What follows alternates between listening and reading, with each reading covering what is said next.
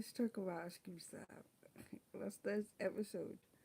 Um, where do I begin? Actually, I'm gonna touch on literally for a bit before I get into my main characters, which I've been reviewing. So I'm happy for Lushole. He's in a happy place. He has a girlfriend now. He's living his best life. And it's nice to see Lushole have a really good relationship with his girlfriend and live his best life because he has been through the most, you know, from high school, from his father abusing and drinking at the same time. Like he had to deal with a lot when he was younger. So he's now, an adult. He has a job. He's a pilot. He has a girlfriend that he truly loves. I'm happy for him, but you know, the need the need to compete with your girlfriend's ex and baby daddy is unnecessary. Okay, these two have a history together.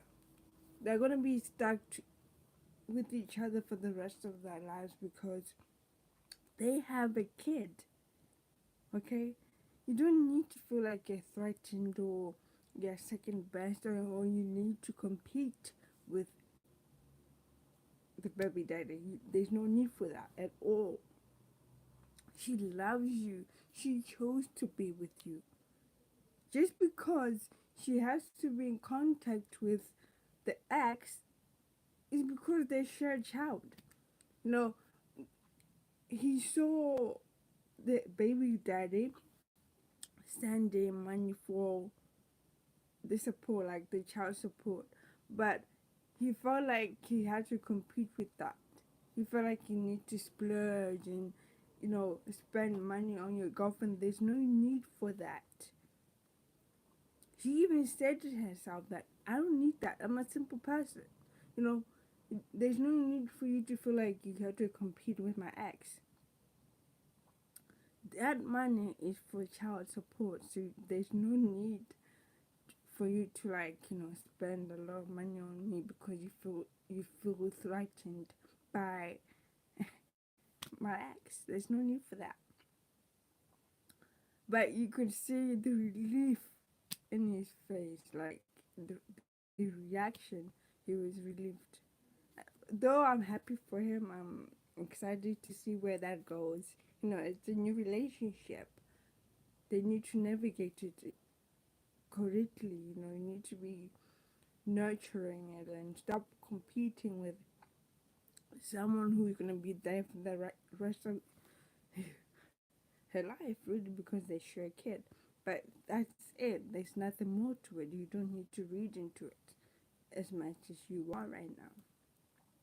Now let's go to the main characters of who and why I'm here. So Lehasa is finding it difficult. He's now realizing that things won't go back to the way they were. The doctor said you need to take time to heal. Okay, you can't just say, I'm now out of the hospital, I can do whatever I want.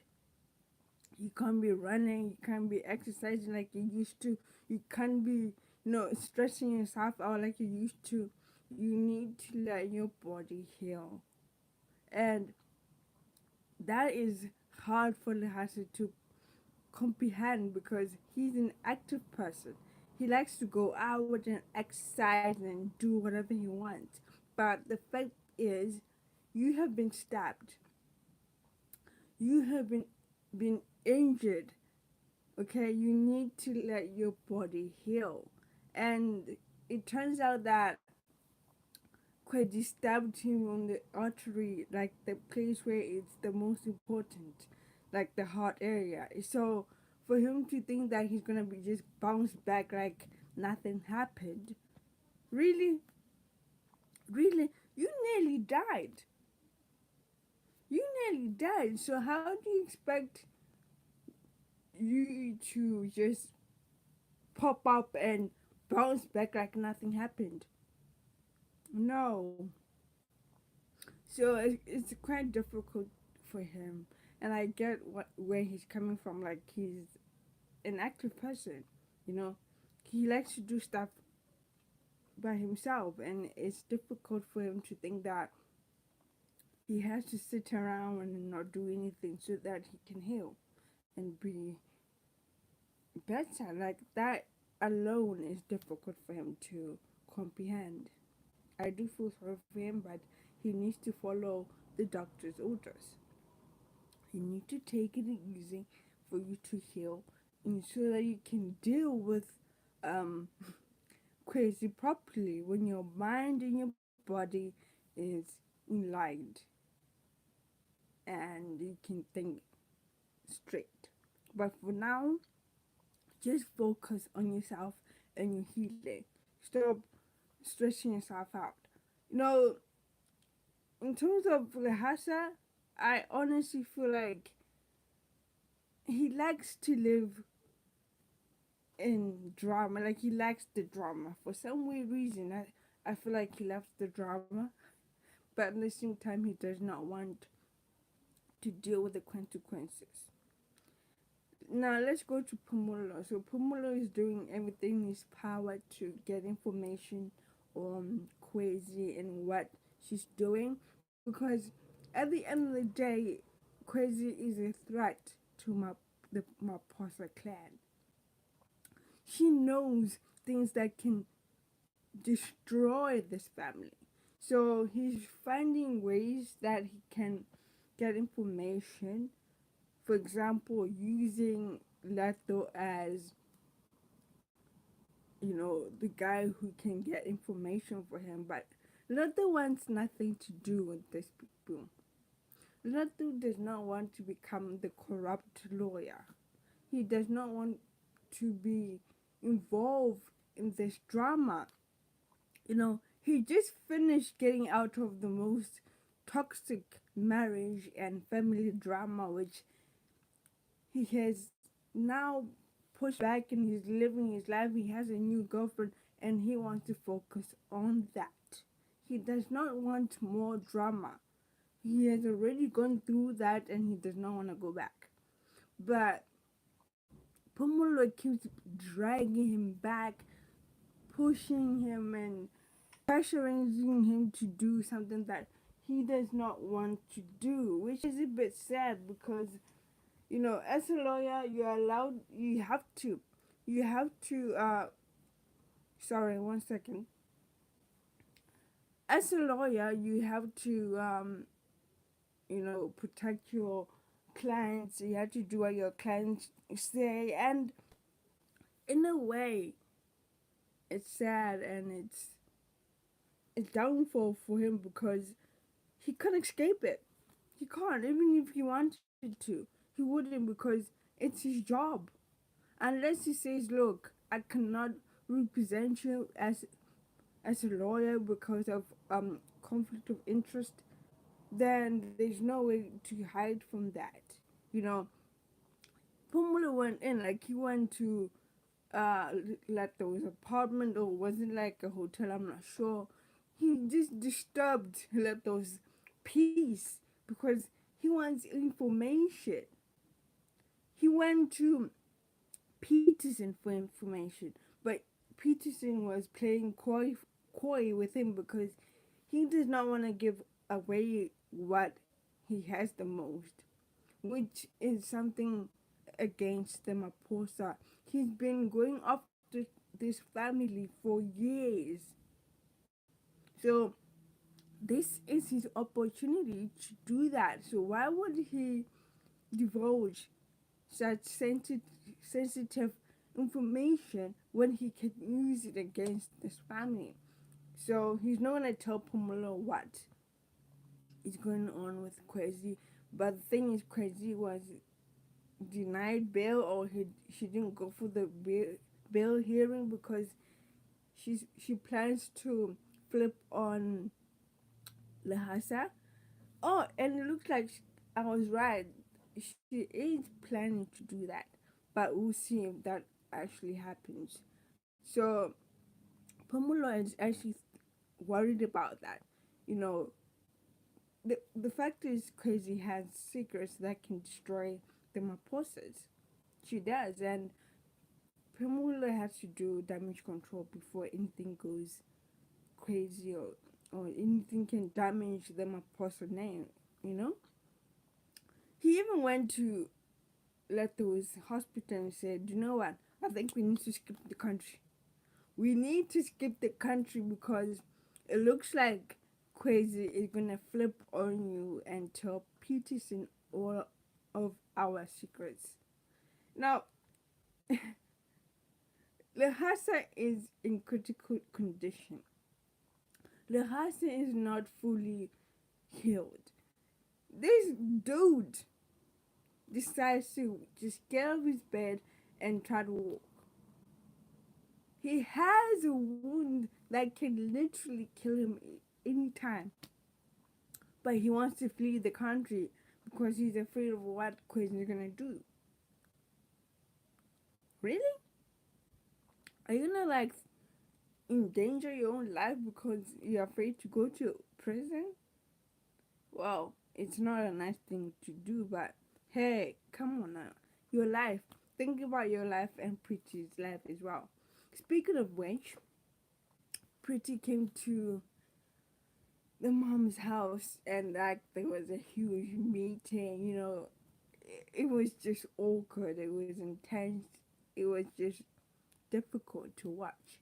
I feel like Pretty is being pressured to do something she does not want to do. She's literally in a rock and a hard place because she has her mom on the left, yeah, and she has Lehasa. So now these two over here, she has to balance between which one should I go for now. Like, for someone to do that to me and ask me to say, do you choose me or you choose Lehasa? It's difficult for anyone. Look, I respect I respect Pretty for sticking to her guns. Like, she said, look, I love you, mom. I respect you. I truly love you. You'll always be my mom. I get that. But I love Lhasa. And that's the fact. That's the truth. I cannot deny that. Like, it's like you're telling me to suppress my feelings. My feelings is like breathing. You want me to stop breathing. That's what her family wants her to do. I'll use this terminology. If someone says, I want you to stop blagging someone, it's like telling someone to stop breathing. How could you say that? How could you make someone choose between you and the person that she loves? That's cold.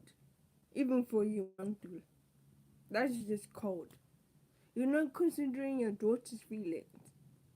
Yes, you have history with Lehasa. Yes, he's done some crazy, shady, you know, things that things that are not forgivable. I get that. I understand that. I totally get that. But let's be honest here. He's been trying so hard to be a good person, and he loves your daughter. He truly does. As much as we hate the fact that Preeti and the Has are together, obviously I'm not that emotional. I love them together, but I'm referring to Mantul. As much as she hates the fact that her daughter loves Lehasa, there's no need for that because you can't deny these two to be apart. At the end of the day, they love each other. There's nothing you can do. So you decide to kick your daughter out. You tell her to go to a shack and grab her belongings and leave the house and just be homeless, basically. You know, her being on her knees and saying, "Look, mom, I love you. I love you, and you always be my mom, but I choose him. I choose Lehasa because I love him." You know what? I looked at that scene. I was watching, and I was thinking, I truly respect Pretty's decision to do that, because I know it was difficult for her to do that. It was difficult. The fact that her mom made her choose between her and Lehasa is her fault. Like, if I was in Pretty's shoes, I would have done the same thing. For my mom to ask me to choose her over someone that I see my future with and I truly love,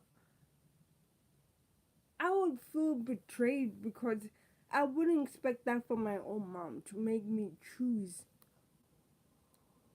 Why would you do that to your daughter? Why would you do that? And then the next thing, you're hurt, you're crying because she chose him. You asked her to choose her, or I mean, Lehasa or you. It's your fault at the end of the day if she does not choose you. You know? But I do hope it does work in her favor, because that woman said, "I don't want to see you. You're not my daughter." You know, it's sad because I did not expect that from Saam, you know, considering his history with women. He has done Glenda and Lazy dirty, and Pretty was there for him. He's she supported him. The least that he could do is say, "Look, I understand that you love Lehasa, and I also understand that this is difficult for you. Regardless of what you choose and what you decide to do, I will be always be your brother, and I love you." But he couldn't even say that. He couldn't even do that for Pretty, and that frustrated me. That made me a bit angry, because he's the last person to judge Pretty for her decisions and her choice. He's done way more worse than Pretty has. The only thing that Pretty did wrong was lie about where she was and who she was with. I don't blame her, because her family is making it difficult for her to be honest. Her mom, her brother, they're making it difficult for this girl to be honest. So what do you expect from Pretty when she feels cornered, she feels like she can't be herself around her own family? Are you surprised that she lied? Are you surprised that she decided not to tell her family? I'm not, because I know this is how Monthly was gonna react, and this is the reason why she didn't tell her mom. But at the end of the day, you know, I respect Pretty for making the most difficult decision in her life. She chose the man that she loves, and I wouldn't do different. I wouldn't do any different. I wouldn't. I honestly respect her for doing that. Anyways, that's it for today, guys. I hope you enjoyed this review, and we'll see what happens on tonight's episode. Peace. Don't forget to like, subscribe, and share this video.